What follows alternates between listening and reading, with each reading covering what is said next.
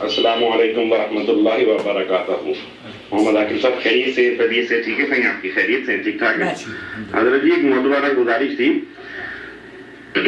یہ بڑی بڑی جو فرمیں ہوتی ہیں، بڑی بڑی کمپنیز ہوتی ہیں، کیا ان کے ساتھ انویسٹمنٹ کرنا، پھر یہ کہتے ہیں ویسے ڈن تو نہیں کرتے لیکن یہ ایک اندازتاً کہتے ہیں جی مہینے کا 10% 12% پرافٹ ریشو نکل آتا ہے، تو پھر جو حساب کتاب ہوگا اسی حساب سے ہم آپ کو پروفٹ دیں گے.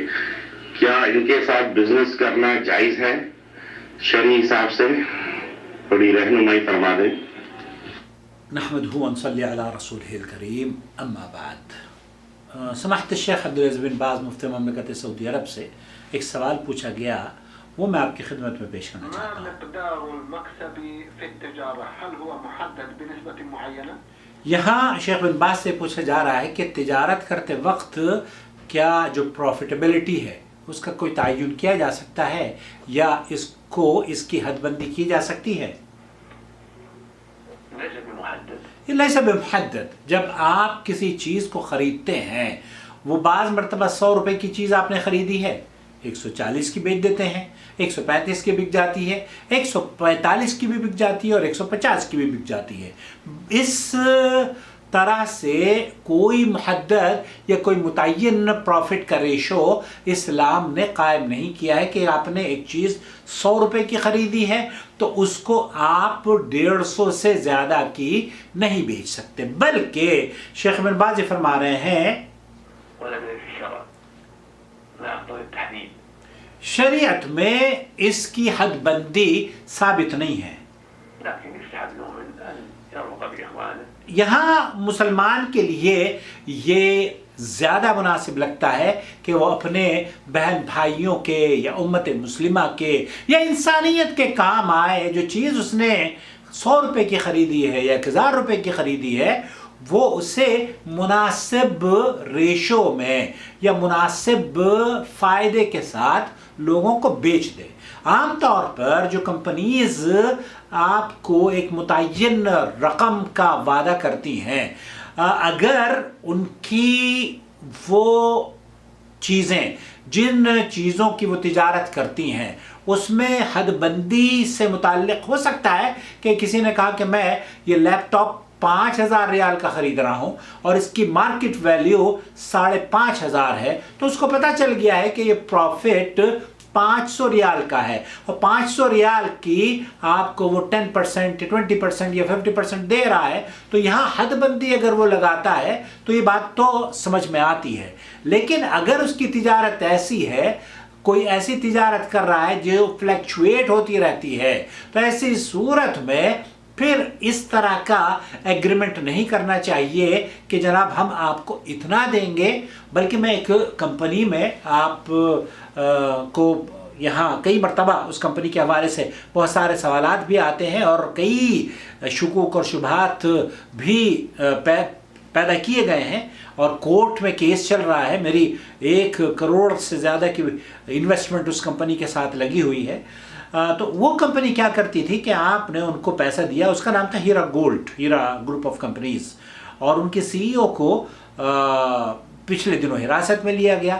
تو ان کے یہاں جو مزاربت کے اصول تھے، مزاربت کے اصولوں پر ہم نے ان کو پیسے دیے اور وہ ان پیسوں کو تجارت میں لگاتی تھی، اور تجارت کے بعد ہمیں پھر وہ ریشو متعین نہیں تھا ان کا، وہ کبھی 3000 کبھی 2900 1 لاکھ روپے پر ہمیں ملا کرتا تھا. ایک اچھی رقم تھی جو کہ آ رہی تھی اور اس سے بہت سارے خاندان پل بھی رہے تھے. اللہ کرے کہ یہ سلسلہ ایک بار پھر شروع ہو جائے. تو بہرحال تو اس کمپنی میں چونکہ یہ مزاربت کا اصول ہے کہ آپ کسی کو پیسے دیتے ہیں اور وہ آپ کے پیسے پر تجارت کرتا ہے، اور تجارت کا جو نفع اور نقصان ہے وہ آپ اس کے ساتھ شیئر کرتے ہیں، تو یہ تو جائز ہے، یہ بالکل جائز ہے. لیکن یہاں دیکھنے والی بات جو اہم بات ہے وہ یہ کہ شیخ بن باز نے بھی فرمایا کہ آپ یہ دیکھیں کہ وہ تجارت، وہ جو کمپنی ہے وہ فرم کون سی تجارت کر رہی ہے، کوئی ایسا کام تو نہیں کر رہی جو کہ حرام ہو، نمبر 1۔ نمبر 2، اس میں بھی لالچ نہیں ہونا چاہیے، کیونکہ مسلم اخو المسلم، مسلمان جو ہے مسلمان کا بھائی ہے، وہ کسی کو دھوکہ نہیں دیتا بلکہ وہ دوسروں کے لیے آسانیاں پیدا کرتا ہے۔ اور اللہ کے رسول صلی اللہ علیہ وسلم نے فرمایا جو دوسروں کے لیے آسانیاں پیدا کرتا ہے اللہ رب العالمین دنیا اور آخرت میں اس کے لیے آسانیاں پیدا کر دیتا ہے۔ تو جس کمپنی میں کئی سال اس میں انویسٹمنٹ، ابھی بھی میری وہاں پر انویسٹمنٹ لگی ہوئی ہے، میری بھی میرے بچوں کی بھی، اللہ کرے کہ وہ پھر ایک بار دوبارہ سے اس کو اللہ تعالیٰ عروج عطا فرمائے اور ان کی تجارت چمکے اور ہندوستان سے پوری دنیا میں ایک حلال تجارت کا مرکز قائم ہو، اور ہمیں اس حلال نفع کے سے ہمارے گھروں کے اخراجات پورے ہوں، کوئی حرج نہیں ہے۔ تو تجارت اگر حلال ہے تو اس میں شراکت کی جا سکتی ہے، اور اگر کوئی ایسا بزنس ہے جس کا پروفٹ کا تعین ان کو پتہ ہے کہ ہاں یہ پروفٹ ہے، اتنا ہے، تو پروفٹ کا تعین کرنے میں بھی کوئی حرج نہیں ہے۔ البتہ شیخ بن باز یہ کہہ رہے ہیں کہ ایسی صورت میں جب آدمی اپنے بھائیوں سے یا اپنی کمیونٹی کا خیر خواہ ہوتا ہے نا، تو پھر وہ ان کے ساتھ فلیکسیبل ہو کر رہتا ہے، تو ان کے دکھ سکھ میں شریک رہتا ہے، اور وہ لالچ سے اوپر اٹھ کر اپنی تجارت کو صرف اس لیے نہیں قائم کرتا کہ وہ لالچی ہے، بلکہ اس لیے قائم کرتا ہے کیونکہ وہ لوگوں کے کام آنا چاہتا ہے، لوگوں کی فقیری کو دور کرنا چاہتا ہے، لوگوں کی محتاجی کو دور کرنا چاہتا ہے۔ بہت سارے لوگ ہیں جو کہ اس طرز پر کام کرتے ہیں۔ اللہ سے دعا ہے کہ اللہ رب العالمین ایسے کام کرنے والوں کو جو دیانتدار ہوں، ایماندار ہوں، سچے ہوں اور دوسروں کا خیال رکھنے والے ہوں، خائن نہ ہوں، کیونکہ خائن جو ہوتا ہے نا، اللہ کے رسول صلی اللہ علیہ وسلم نے فرمایا من غشنا فلیس منا، جو دھوکہ دیتا ہے وہ تو ہم میں سے نہیں ہے۔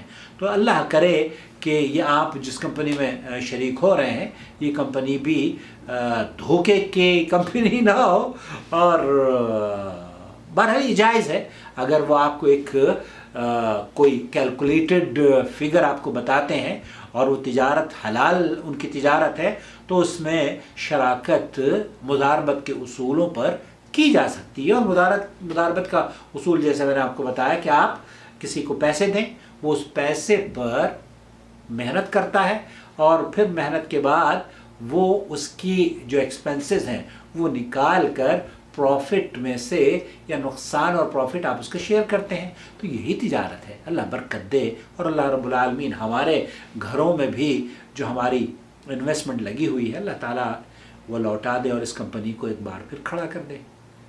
السلام علیکم ورحمۃ اللہ وبرکاتہ۔ اس کا یہ مطلب نہیں ہے کہ میں کسی کمپنی کو فروغ دینے کے لیے یہ ویڈیو بنا رہا ہوں، بلکہ نہیں، ان چہروں پر مسکراہٹ لانے کے لیے جو کہ اس طرز پر انویسٹمنٹ کر کے بیٹھے ہوئے ہیں۔